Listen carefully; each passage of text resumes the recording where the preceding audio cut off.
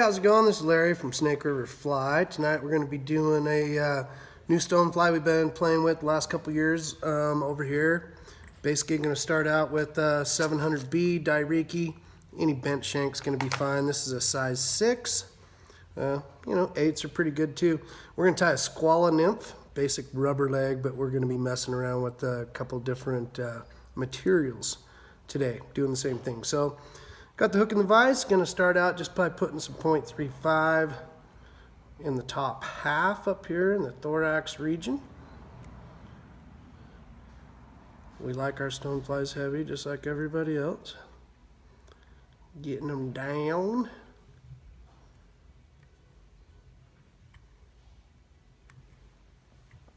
So pretty heavy bug, obviously. This isn't tungsten, this is just a standard 3/16 black bead, and then that 0.35. Starter thread, this is just a 110 denier. I like to come through the lead up to the front, kind of get it strapped on the hook a little better, and then build a little ramp right at the back of that lead. We'll fill that in with this material, so that'll be a pretty smooth transition. Medium rubber legs from Hairline in Golden Stone. Cut about 3 inches long, 2.5, 3 inches long. I'm not afraid to waste a little on this bug. And I'm also trying to feel this void on the back end, get a little smoother taper. So I'm just going to tie them in the middle and then fold them back on themselves. I like to stretch that. And this will give you, typically, if you're lucky, pretty decent legs out the back. I do like to cut my legs before I move on. In case I cut them too short, it's not that big a deal to start over. So this is where this fly takes just a little bit of a twist. Literally, a little bit of new stuff we're working with. This is the Squala color here, right, that I've got in front of me. And basically this is a two-toned body wrap that we've trimmed just a little bit off the front side, and then as we start wrapping it, it's going to give us that two-toned living insect effect, if you will.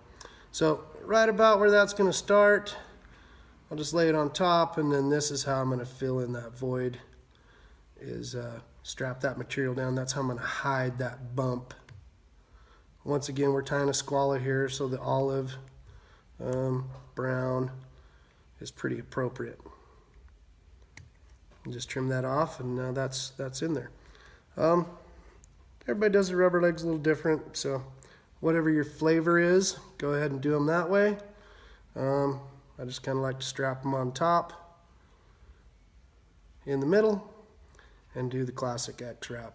I do like to make sure that I'm starting that back set of legs at about the center of the hook.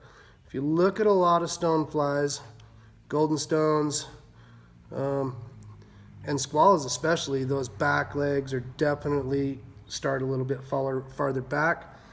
I think that's probably because their method of transportation is typically skittering a little bit more than flying.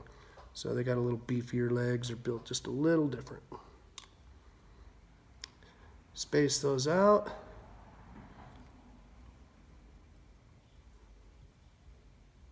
Just got a touchdown. Is that a touchdown?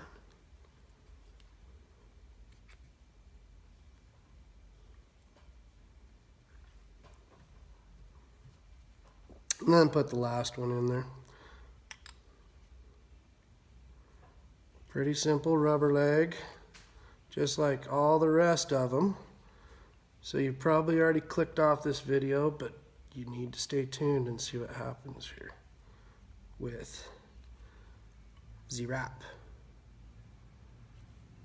Try to get those kind of angled at the angle that you're eventually going to want them set at. You don't have to be perfect. These things are going to get lost on the bottom of the river about every 15-20 casts anyway. Typically like to put a little bit of head cement right here, but we're not going to worry about that tonight. We're going to plan on losing this one the first cast. So now I'm just going to go ahead and start wrapping this material. Definitely has two sides to it. The shaggy side, the The spiky side we're going to make sure is on the outside. The smooth side's going against the shank. And we're just taking some extra care to make sure we're not tangling any of those fibers. I kind of like to, as I come around, I'll bring that forward just a little bit and then use that to maybe even force some of those fibers back. Same thing on any crystal Estaz, like that. Keeping tension on there. We don't want a loose goose. And then we can use that to kind of shape those legs a little bit. Control the fibers. Pretty simple stuff, but here's the thing. Every fish on the planet that's older than a year old has seen and probably been caught on a standard chenille rubber leg. But not very many of them have seen one that looks like this, that's tied really exactly the same way, super simple. Stop that back behind the bead, give myself that 32nd of an inch. I like to do some wraps behind any material like that, and then a few in front to pinch it. Don't know if it's effective or not, but it seems to work. And then give it a close cut. And now I'm just going to throw a couple antennae out the front. If you really wanted to get trick, similar to the powerhouse stone we tied, we put the antennas under the bead first. One more extra step, but it does look pretty cool in the end. Like I said, I'm probably going to lose this one pretty quick, so I'm just going to strap them on top. If you wanted to forego the antenna, I think you'd probably catch just as many.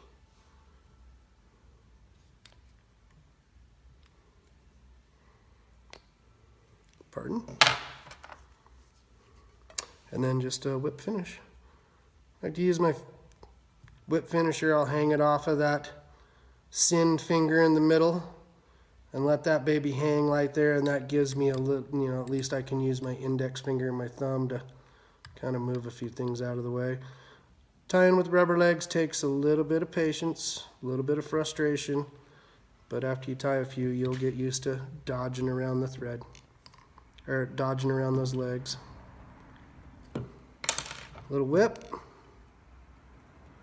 If you want to get real trick on this fly, I mean, it fishes pretty well as is. You can do a little trim on the back if you're trying to get that dorsal and ventral setup going. That's the beauty about this. You've got a real nice light core, yet you've got plenty of living fibers refracting light and kind of, you know, give them the illusion of movement. On the top, we're pretty flat, and then we're just going to take a Sharpie and we're going to color the top end of that. My kids probably stole the Sharpie, but just imagine if that was a dark top end. Anyway, that's a rubber leg tied with, you know, some new stuff that you're going to see in the 2019 catalog. You can find it in the store. Currently, we have it in about a half a dozen different colors. Super strong bomber stuff, ties great leeches, damsels, that kind of stuff too. Still don't have a name for it. So here's the challenge. Give us a great name for this new material, and we'll send you a sample of all the different colors we have, and we'll pick that winner, I don't know, a week or two after this video comes out. So here it is, coloring it with some Sharpie on top. You know, if you really wanted to, you could put a little bit of a UV coat on top of this, look really slick. I a lot of the times like to take these basic rubber legs. You know, I wanted to be an artist when I was younger. This is about as close as it gets nowadays, is just putting some spots on some legs. Yeah, trim them to length as you wish, or put a knot in them, make it look really cool, like I said, but the foundation's there. Name that material.